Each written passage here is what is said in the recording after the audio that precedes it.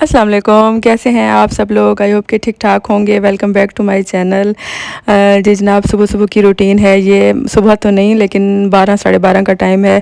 बच्चे रात को लेट नाइट जागते हैं और सुबह देर से उठते हैं क्योंकि छुट्टियां हैं। हर घर की शायद यही रूटीन बनी हुई है आजकल, और हमारे घर का भी यही हाल है। और हमने तो सुबह सुबह नाश्ता कर लिया था।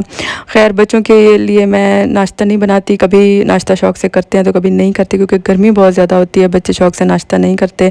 तो उमर को मैंने यहाँ पे दूध बना के दे दिया था, और आयशा के लिए मैं यहाँ पे रात को ना बादाम 7 बादाम भिगो के रख देती हूँ, क्योंकि वो पढ़ती है रात को।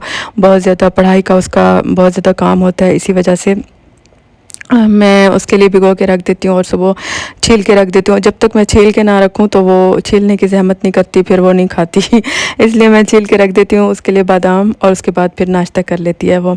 तो जनाब, आजकल छुट्टियाँ हैं तो घर में बस रूटीन इसी तरह की है। ज़रा देर से काम शुरू होते हैं घर के, और गर्मी बहुत ज़्यादा होती है, फिर साथ ही खाना भी बनाना होता है। तो फटाफट से मैंने सोचा कि डिश वाशर में बर्तन लगा दूँ, और जितने भी बर्तन नाश्ते के हो जाते हैं ना वो मैं इसमें लगा देती हूँ। फिर दोपहर के भी होंगे वो भी लगा दूँगी, फिर इंशाल्लाह ताला इसको शाम को चला दूँगी।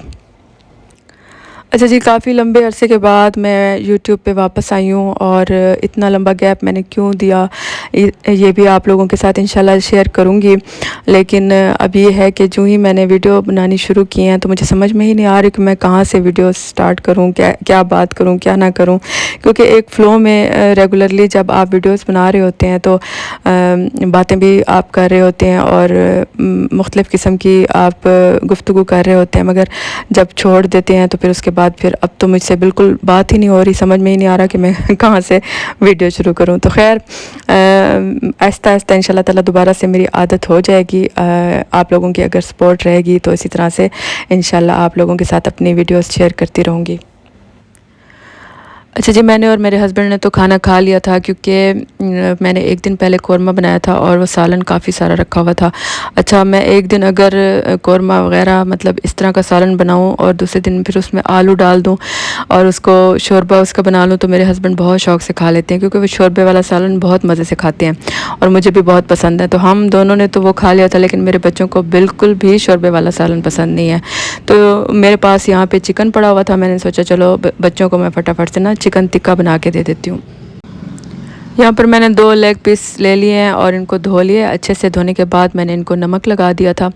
नमक लगाने के बाद बेसिक मसाले जितने भी हैं वही मैं लगाऊंगी। लहसुन का पाउडर है मेरे पास, यहाँ पे मैंने लहसुन पाउडर लगा दिया इसके ऊपर, और इसके साथ ही मैं इसमें दही डालूँगी और टिक्का मसाला थोड़ा सा डालूँगी, और पेरी पेरी सॉस डाल दी थी मैंने। बस इन सारी चीज़ों को मैंने डाल के अच्छे से इसको मिक्स कर दिया था।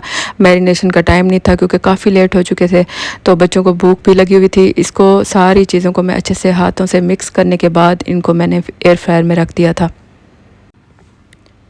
बहुत ही मज़े का चिकन टिक्का बन गया था, क्योंकि फटाफट से मैंने बनाया था, मुझे कुछ समझ नहीं आ रही थी मैं इसमें क्या डालूं क्या ना डालूं, लेकिन बहुत ही अच्छा जूसी सा चिकन टिक्का बना था। अच्छा, इनको मिक्स करने के बाद ना मैंने इसमें 2 टेबलस्पून भर के ऑयल के भी डाले थे, और फिर मैंने इसको एयर फ्रायर में रख दिया था। अच्छा, थोड़ा सा एयर फ्रायर में कलर आ जाएगा, उसके बाद इसको स्टीम दे देंगे, और बहुत अच्छा अंदर तक गल गया था, बहुत मज़े का बन गया था ये।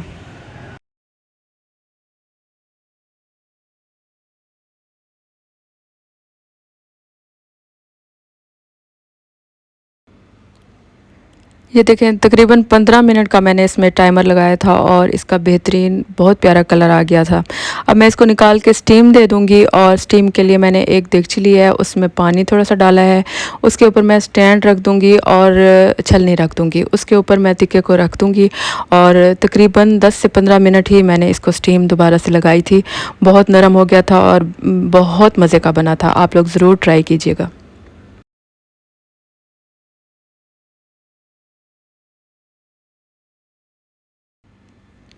जी जनाब, तो यहाँ पे चिकन टिक्का तैयार हो गया था, और स्टीम रोस्ट इसको कहना चाहिए मेरे ख़्याल से, क्योंकि मैंने इसको स्टीम भी दी थी, और स्टीम देने से बहुत गल गया था, अच्छे से अंदर तक गल गया था, क्योंकि टाइम मेरे पास बिल्कुल शॉर्ट था, फटाफट से मुझे बनाना था, तो अल्हम्दुलिल्लाह बहुत ही अच्छा बन गया था।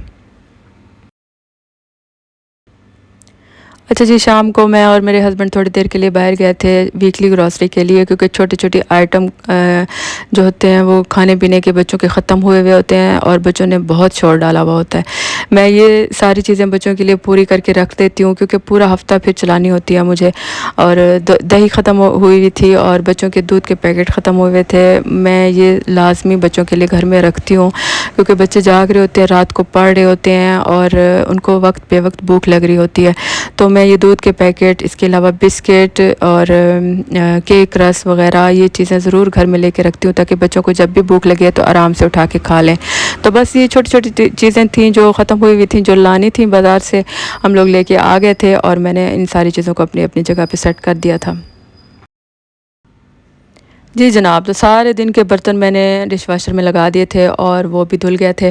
तो मैंने सोचा कि इनको सबको अपनी-अपनी जगह पे लगा दूँ। और डिशवाशर में इतने अच्छे से बर्तन साफ़ होके आते हैं, इतने हमारे हाथों से साफ़ नहीं होते जितने डिशवाशर में साफ़ होते हैं। बहुत अच्छे से क्लीन हो जाते हैं, चकाचक एकदम से बर्तन चमक जाते हैं। तो मैं इनको सारों को अपनी-अपनी जगह पे रखती हूँ। ये था मेरा आज का छोटा-सा व्लॉग। अगर आप लोगों को पसंद आए तो प्लीज़ लाइक, शेयर, सब्सक्राइब कर दीजिएगा और अच्छा सा कमेंट भी कर दीजिएगा। इंशाल्लाह ताला मिलेंगे नेक्स्ट व्लॉग में। तब तक के लिए अल्लाह हाफ़िज़।